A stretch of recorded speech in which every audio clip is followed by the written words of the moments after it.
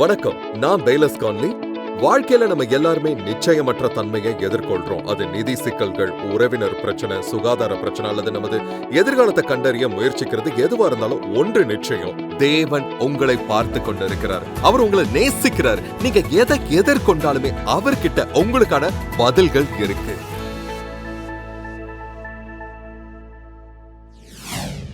வணக்கம். நீங்க இன்னைக்கு என் கூட இணைஞ்சதுல சந்தோஷம். ஒரு சின்ன சவால உங்களுக்கு நான் முன்வைக்க விரும்புறேன். நம்ம எல்லாரும் பரபரப்பான வாழ்க்கை சூழல்ல இருக்கிறோம். ஒருவேளை இப்ப நீங்க உங்க மனசுல பல சிந்தனைகள் ஓடிக்கொண்டு இருக்கலாம். இதோ என்னுடைய சவால். அடுத்த 30 நிமிடங்களை ஒதுக்கி நாம ஏன் ஒன்னா சேர்ந்து தேவனுடைய வார்த்தையை தியானிக்க கூடாது? ஆமா நண்பர்களே, வாங்க தியானிக்கலாம். அது நமக்கு பலத்தை தரும். அது நமக்குள்ள ஒரு மாற்றத்தை ஏற்படுத்தும். இறுதியில மற்றவங்களோட நாம பழகும்போது நம்ம மூலமா தேவனுடைய பணிகளை செய்ய அது உதவி செய்யும். எனவே நேரத்தை ஒதுக்கி என் கூட உட்காருங்க. நாம இணைந்து தேவனுடைய வார்த்தையை தியானிக்க போகிறோம். நாம பிலிப்பியர் 3ஆம் அதிகாரத்துல இருந்து கொண்டு இருக்கிறோம். அதுல மிகச்சிறந்த சத்தியங்களை நம்ம பார்க்கிறோம். அப்போஸ்தலனாகிய பவுல் தான் செய்த ஒரு காரியத்தை பத்தி பேசினார். அதாவது பின்னால் இருப்பதை மறந்து கிறிஸ்து இயேசுவுக்குள் தேவனை அழைக்கும் பரம அழைப்பின் பந்தய பொருளுக்காய் அவர் முன்னோக்கி சென்றார். மற்றவர்களையும் அப்படி செய்ய அவர் ஊக்குவித்தார். தன்னை ஒரு முன்மாதிரியாக அவர் முன் வைத்தார் நண்பர்களே. அதே மனப்பான்மை கொண்ட மற்றவர்களை பற்றியும் அவர் குறிப்பிட்டார். அவர்களை முன்மாதிரியாக வைத்துக் கொள்ளுங்கள், இதில் நீங்கள் தெளிவில்லாமல் இருக்க வேண்டாம் என்று சொன்னார். நண்பரே, உண்மை என்னன்னா நாம இங்க கொஞ்ச காலம் மட்டுமே தான் இருக்க போகிறோம். அதாவது கொஞ்ச காலம் இயேசுவுக்காக நீங்க உங்களை முழுமையா அர்ப்பணிக்கணும். நானும் என்ன அர்ப்பணிக்கணும். அவர் தனது சித்தத்தையோ அல்லது ஞானத்தையோ நம்மிடமிருந்து மறத்து வைப்பதில்லை. நீதிமான்களுக்கென்று ஞானம் வைக்கப்பட்டிருக்கிறது என்று வேதம் நமக்கு சொல்லுது. நீதிமான்களுக்கென்று ஞானம் வைக்கப்பட்டிருக்கிறது என்று வேதம் நமக்கு சொல்லுது. நமக்காக அவர் ஞானத்தை வைத்திருக்கிறார். சரியா? எப்படி வாழ்வது, என்ன செய்வது, நம்ம வாழ்வின் இந்த காலகட்டம் எப்படி அமையணும், அவருக்காகவும் அவருடைய ராஜ்யத்திற்காகவும் நாம என்ன செய்யணுங்கிறத அவர் நமக்கு காட்ட விருப்பப்படுகிறார். அதாவது நித்தியமான தாக்கத்தை ஏற்படுத்தக்கூடிய காரியங்களை. பிலிப்பியர் 3:17 அவர் இப்படி சொன்னாரு, சகோதரரே, நீங்கள் என்னோடு கூட பின்பற்றுகிறவர்களாகி நாங்கள் உங்களுக்கு வழிகாட்டுகிறபடி நடக்கிறவர்களை மாதிரியாக நோக்குங்கள் என்று. நீதிமொழிகள் சொல்லுது, ஞானிகளோட நடக்கிறவன் ஞானம் அடைவான், மூடருடைய தோழனோ நாசம் அடைவான் என்று நமக்கு அது சொல்கிறது. உங்க வாழ்க்கையில சரியான நண்பர்களை வைத்திருப்பதும் சரியான நபர்களை முன்மாதிரியாக கொண்டிருப்பதும் மிக முக்கியம்.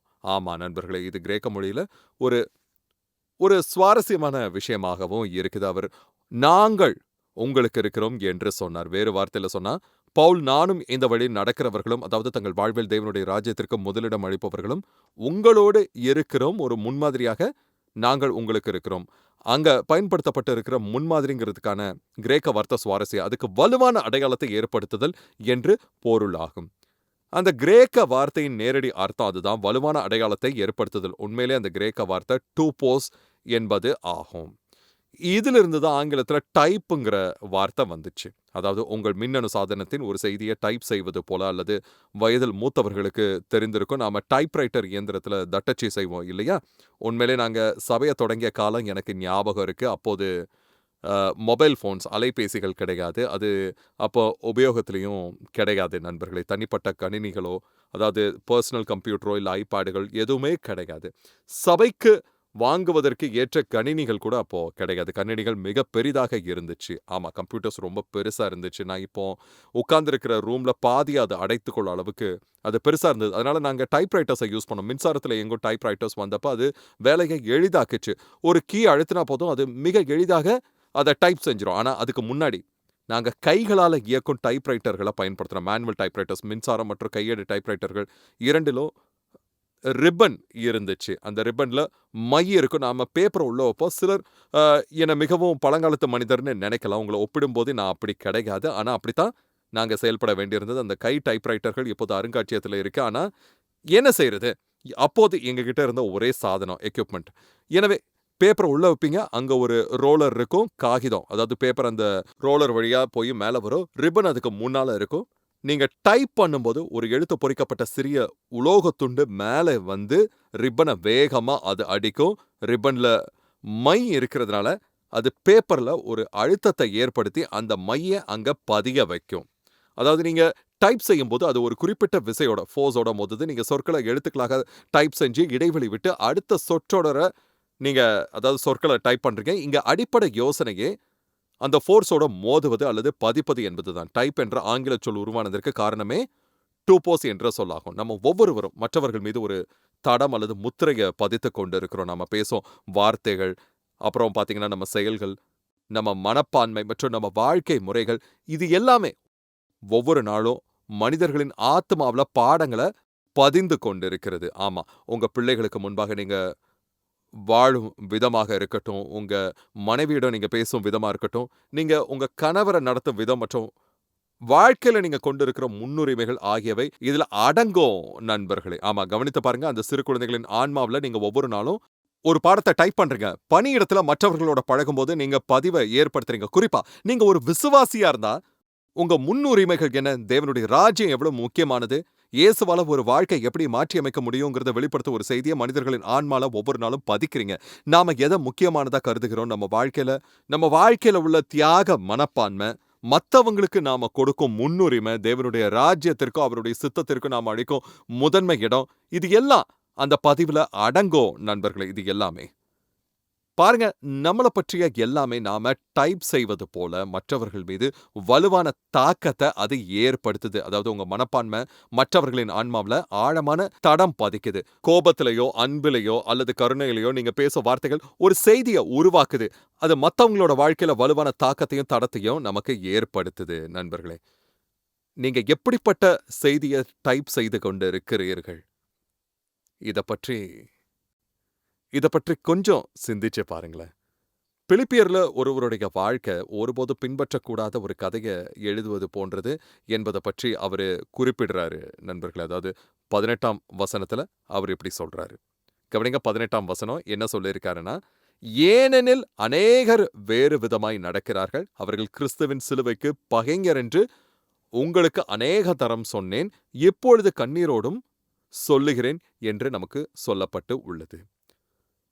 அநேகர் வேறு விதமாய் நடக்கிறார்கள். அவர்களைப் பற்றி நான் உங்களுக்கு பலமுறை கண்ணீரோடு கூட சொல்லியிருக்கிறேன் என்று சொல்கிறார். இத பற்றி கொஞ்சம் சிந்திச்சு பாருங்க. பவுல் அத கண்ணீரின் வழியா அவர்களிடம் சொன்னதாக குறிப்பிட்டார். அதாவது அப்போஸ்தலர் 20:19 தான் கண்ணீரோடு ஊழியம் செய்ததாக சொன்னார். அப்போஸ்தலர் 20:31 கண்ணீரோடு எச்சரித்ததாகவும் பிரசங்கித்ததாகவும் சொன்னார். உண்மையிலே இரவும் பகலும் அதை செய்ததாக அவரு குறிப்பிட்டாரு. 2 கொரிந்தியர் 2 மிகுந்த கண்ணீரோடு எழுதியதாக சொன்னார். பவுல் கண்ணீரோடு பிரசங்கித்தாரு, எச்சரித்தாரு, எழுதினாரு, ஊழியம் செஞ்சாரு. ஆமா, எல்லாமே கண்ணீரோட. கிறிஸ்துவின் சிலுவைக்கு பகையாக நடக்கிறவர்களை பற்றி நான் உங்களுக்கு சொன்னேன். அதை நான் கண்ணீரோடு சொன்னேன் என்று அவர் சொல்கிறார். அவருடைய ஊழியமே கண்ணீரால் நிரம்பி இருந்தது நண்பர்களே. கண்கள் வறண்டு போனால் இதயமும் வறண்டு போகும். கண்கள் வறண்டு போனால் இதயமும் வறண்டு போகும்.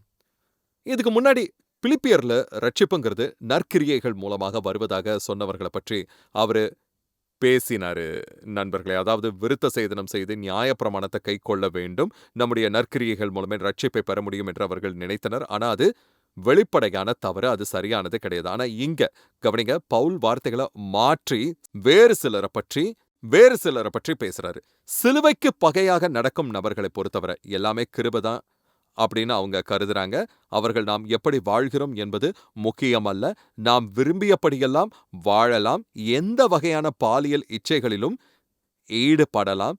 பெருந்தீனி, குடிபோதை அல்லது நமது சிற்றின்ப ஆசைகள் தூண்டும் எதிலும் ஈடுபடலாம் என்று சொல்லிக் கொண்டிருந்தார்கள் நண்பர்களே. ஆமா, அவர்கள் சிலுவைக்கு விரோதிகள் என்று அவர் சொன்னார். ஆமா, ஒருபுறம் நீங்க ரட்சிக்கப்பட வேண்டுமானால் நியாயப்பிரமாணத்தை கை கொண்டு சரியாக வாழ வேண்டும் என்று சொல்பவர்கள் இருந்தாங்க. ஆனா மறுபுறம் இல்ல, எல்லாமே கிருபை, நீங்கள் எப்படி வாழ்கிறீர்கள் என்பது முக்கியமல்ல, முறையற்ற பாலியல் உறவுகள், துணிகளை மாற்றுவது, பெருந்தினி மற்றும் ஒழுக்கக்கேடான வாழ்க்கை என எதை வேண்டுமானாலும் செய்யலாம். எல்லாம் கிருபையா இருக்கிறதால உங்க இச்சைகளை நிறைவேற்றிக் கொள்ளலாம். தேவன் எல்லாவற்றையும் மன்னித்து விடுவார். இது நம்முடைய கிரியைகளால் வருவதல்ல என்று சொல்பவர்களும் இருந்தாங்க நண்பர்களே. அதாவது தேவன் எல்லாவற்றையும் மன்னித்து விடுவார், இது நம்முடைய கிரியைகளால் வருவதல்லங்கிற மாதிரி.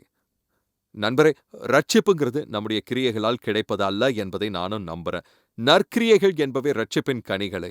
விசுவாசத்தைக் கொண்டு கிருபையினாலே ரட்சிக்கப்பட்டீர்கள். இது உங்களால் உண்டானதல்ல, இது தேவனுடைய ஈவு. ஒருவனும் பெருமை பாராட்டாதபடிக்கு இது கிரியைகளினால் உண்டானதல்ல என்று எபேசியர் நிருபம் நமக்கு சொல்லுது. ஆனா நமக்கு உண்மையான ரட்சிப்பு இருந்தா அது நம்ம வாழ்க்கையில நற்கிரியைகளை வெளிப்படுத்தும். நீங்க உண்மையிலே ரட்சிக்கப்பட்டு இருந்தா பாவ இச்சைகளில் மூழ்கி இருக்கும் வாழ்க்கையை வாழ மாட்டீங்க. அவர்கள் சிலுவைக்கு விரோதிகள் என்று அவர் சொன்னார். சிலுவை மற்றவர்களுக்கானது, ஆனா அவர்களின் வாழ்க்கை அவர்களை பற்றியதாகவே இருந்தது. சிலுவை என்பது தியாகத்தை குறிக்குது, ஆனா அவர்களோ பாவ இச்சைகளில் ஈடுபடுவதிலேயே குறியாக இருந்தனர். பிலிப்பியர் 3:19 அவர்களை பற்றி இப்படி சொன்னாரு, அவர்களுடைய முடிவு அழிவு, அவர்களுடைய தேவன் வயிறு, அவர்களுடைய மகிமை அவர்களுடைய இச்சையே, அவர்கள் பூமிக்கு அடுத்தவைகளை சிந்திக்கிறார்கள் என்று சொல்லப்பட்டிருக்கு. இது மிக ஆழமான கருத்தாகும்.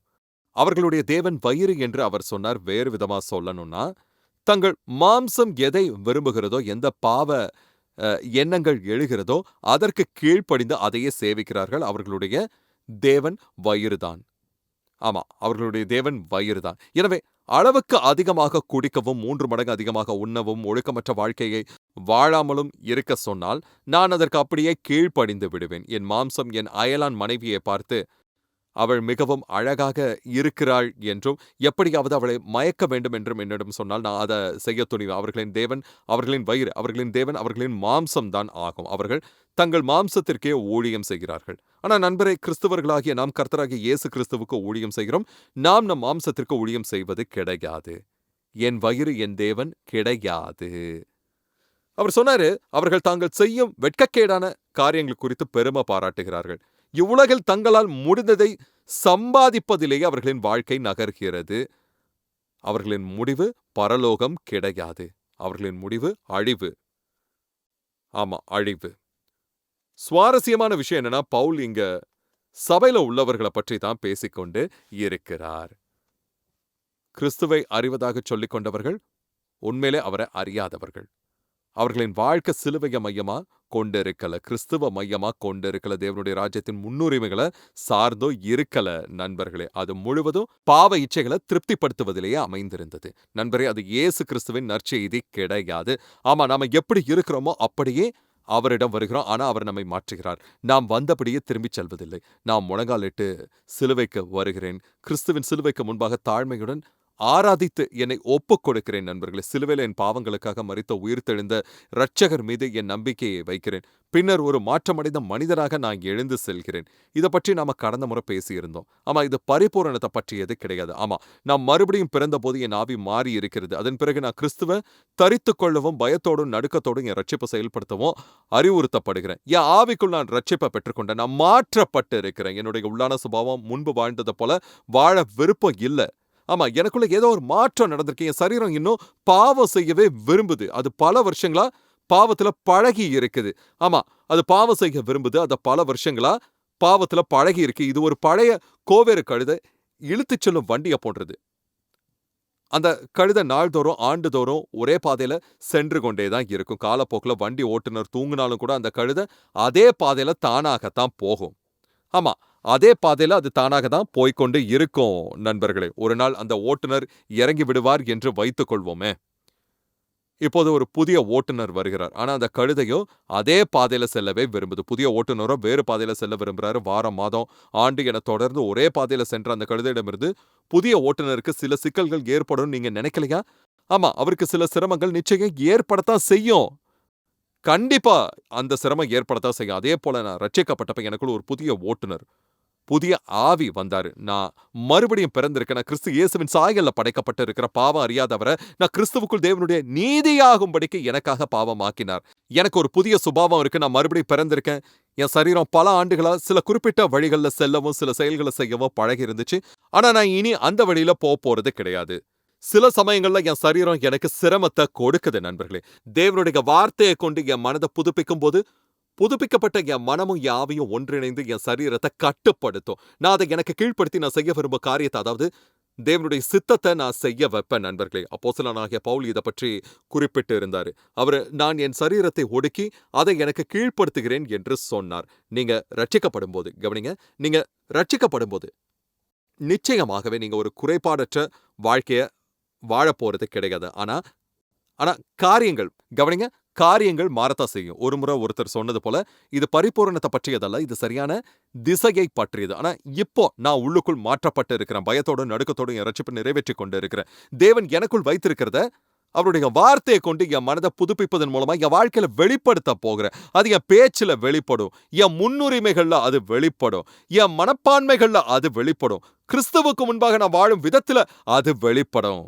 ஆமா, நான் கிருபையில வளர்கிறேன். மகிமையிலிருந்து மகிமைக்கும், விசுவாசத்திலிருந்து விசுவாசத்திற்கும் நான் செல்கிறேன் நண்பர்களே. கிறிஸ்துவுக்குள் நான் முதிர்ச்சியும் அடைகிறேன். ஆமா, கிறிஸ்துவுக்குள் முதிர்ச்சி அடைகிறேன். ஆனா விஷயம் என்னன்னா, நீங்க அந்த திசையில போகலன்னா, அதற்கான விருப்பம் கூட உங்களுக்கு இல்லைன்னா, உங்க உள்ளத்துல இன்னும் அந்த பழைய ஓட்டுநர் இருக்கிறாரான்னு நீங்க சோதித்து பார்க்கணும் நண்பரே. ஏன்னா, நீங்க ரட்சிக்கப்பட்டதுக்கு அப்புறமா உங்க புதிய உள்ளான சுபாவம் நீங்க முன்பு செய்து வந்த கெட்ட காரியங்களை ஒருபோதும் ஏற்றுக்கொள்ளாது. உங்க மனசாட்சி மரத்து போகவோ, உணர்வற்றதாக மாறவோ இல்லைன்னா, அந்த தீய செயல்கள் உங்களுக்குள் உறுத்துதலை ஏற்படுத்தும். அப்படிப்பட்ட நிலை உங்களுக்கு ஏற்படக்கூடாது.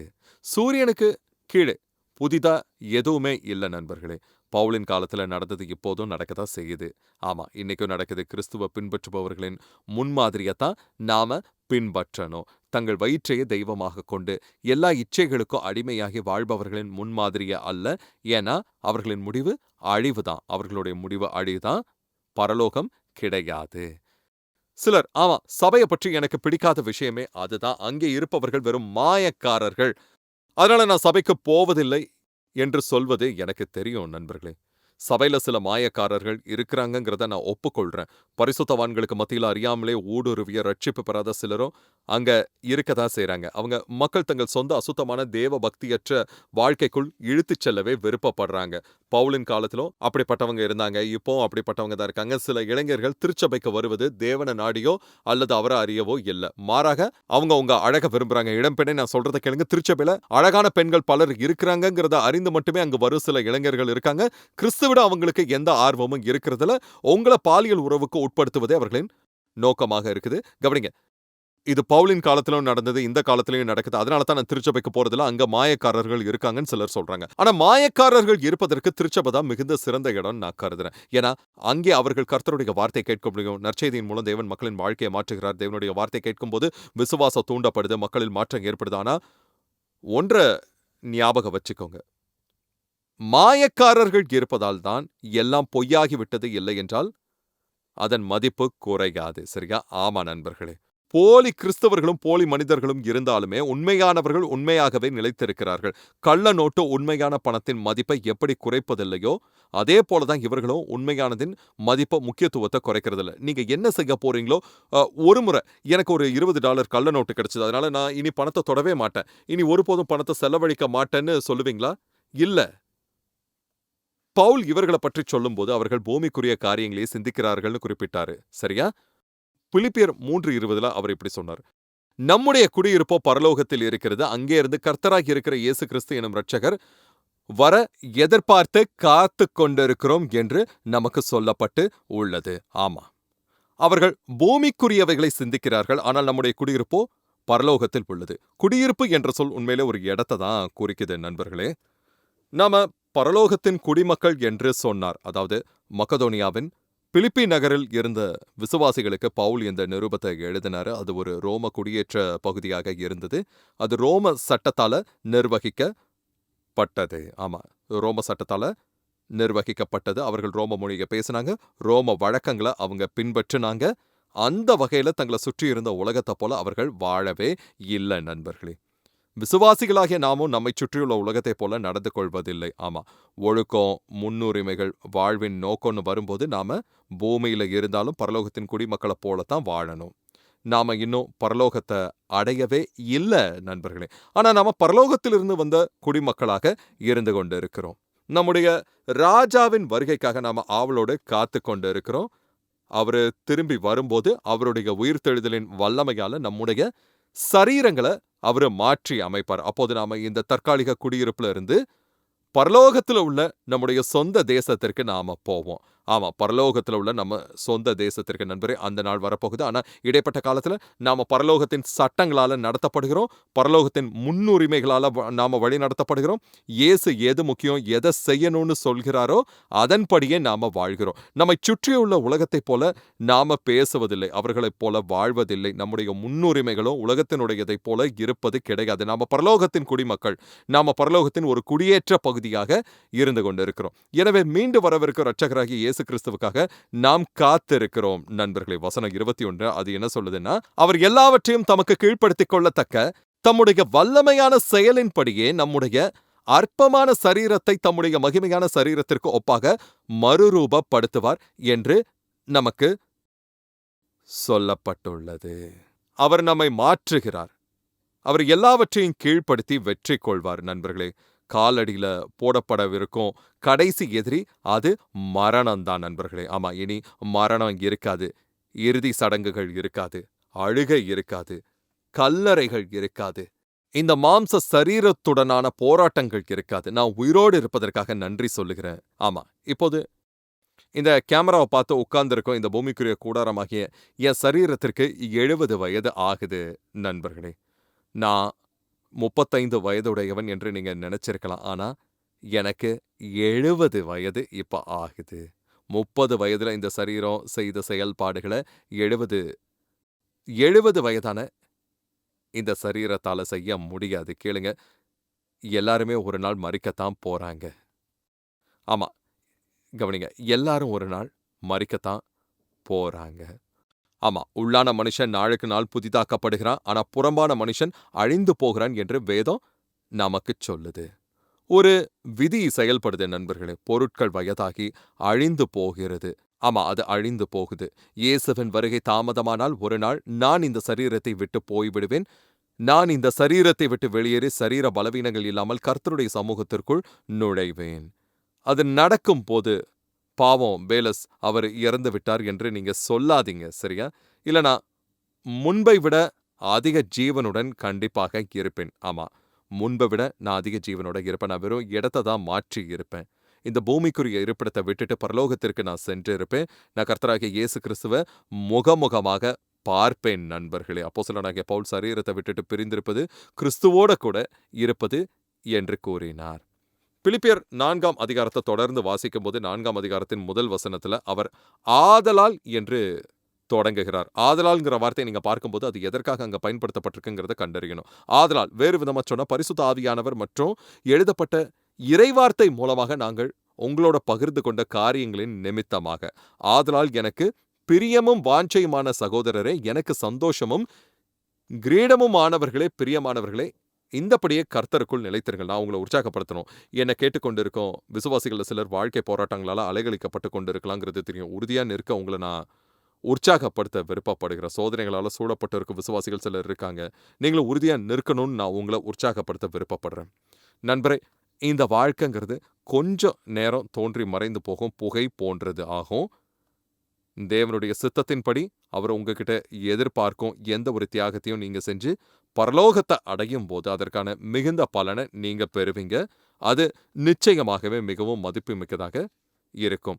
இதை சொல்லணும்னு நான் திட்டமிடலை. இப்பதான் இது என் நினைவுக்கு வந்தது. அதனால இதை கேட்க வேண்டிய ஒருவர் இதை பார்த்து கொண்டிருக்கிறாருன்னு எனக்கு தெரியும். நாம பேசுறது போல இந்த மண்ணுலக உடல்கள்ல பாவம் செய்யும் இயல்பு இருக்கு நண்பர்களே.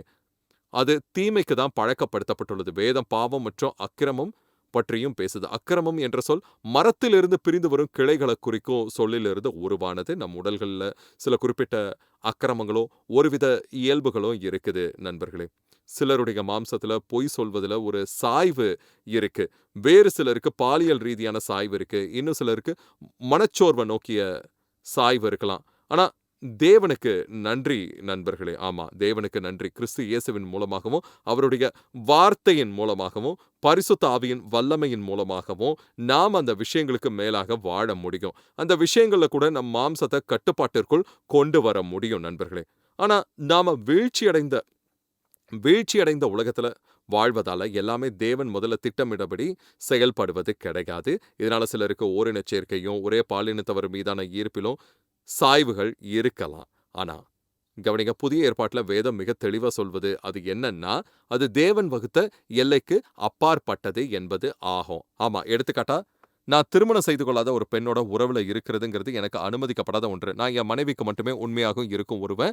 43 வருடங்களா ஒரே பெண்ணுடன் திருமண வாழ்க்கையில நான் இருந்து கொண்டு இருக்கிறேன். அதுக்காக என் மாம்சம் வேற ஒரு பொண்ண நோக்கி ஒருபோதும் ஈர்க்கப்படலங்கிறது அர்த்தம் இல்ல. வேறொரு பெண்ண பார்க்க வேண்டும் என்றோ, அவள பற்றி நினைக்க வேண்டும் என்றோ எனக்குள் ஆசை ஒருபோதும் வருவதில்லை என்றும் அர்த்தமல்ல. மற்றொருவருக்கு அது ஒரே பாலினத்தவர் மீதான ஈர்ப்பாக இருக்கலாம். இது இரண்டுமே தேவன் வகுத்த எல்லைகளுக்கு அப்பாற்பட்டது ஆகும்.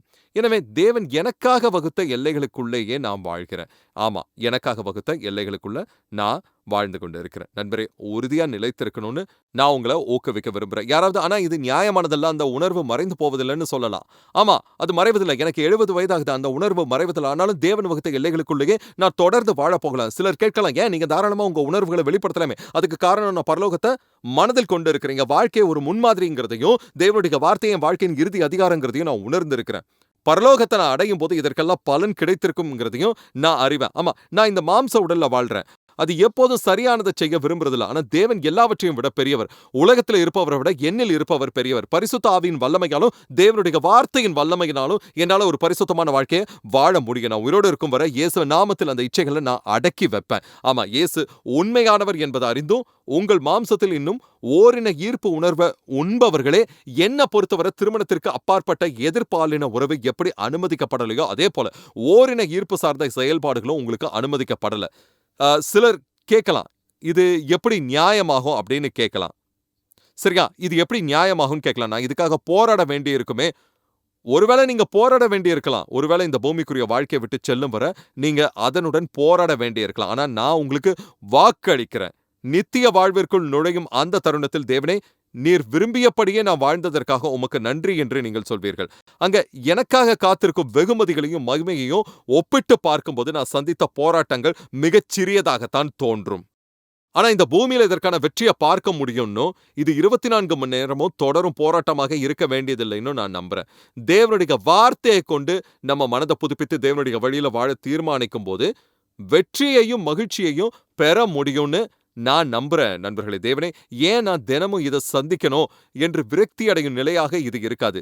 அது அப்படித்தான் இருக்கணும்னு நான் நினைக்கல. மாம்சம் தன் தலையை தூக்காது என்று சொல்லல. ஆனா நண்பரே, என் வயிறு என் தேவன் கிடையாது.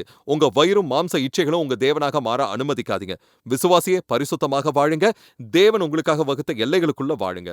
மறுபடியும் நான் சொல்றேன், இந்த பூமிக்குரிய வாழ்க்கையை மட்டும் பார்த்தா அது நியாயமற்றதாக தோன்றலாம். ஆனா நித்தியத்தை கணக்குல வைக்கும்போது அது முடிவில்லாத என்றென்றைக்குமான ஒரு வாழ்வு. அப்போதுதான் உண்மையான வாழ்வே ஆரம்பிக்குது. தேவனுடைய வார்த்தையின்படியும் அவருடைய ராஜ்யத்திற்காகவும் நீங்க செய்த ஒவ்வொரு தியாகமும், வெளிப்படுத்திய ஒவ்வொரு கீழ்ப்படுத்தலும் அப்போது முழுமையான பலனை தருவதாகவும் மிகவும் அர்த்தம் உள்ளதாகவும் அது கண்டிப்பா மாறும். ஆமா, உண்மையிலே இதை எதோடையும் ஒப்பிடவே முடியாது நண்பர்களே. தேவன் தம்மிடத்தில் அன்பு கூறுகிறவர்களுக்கு ஆயத்தம் பண்ணினவைகளை கண் காணவும் இல்லை, காது கேட்கவும் இல்லை, அவைகள் மனுஷனுடைய இருதயத்தில் தோன்றவும் இல்லை.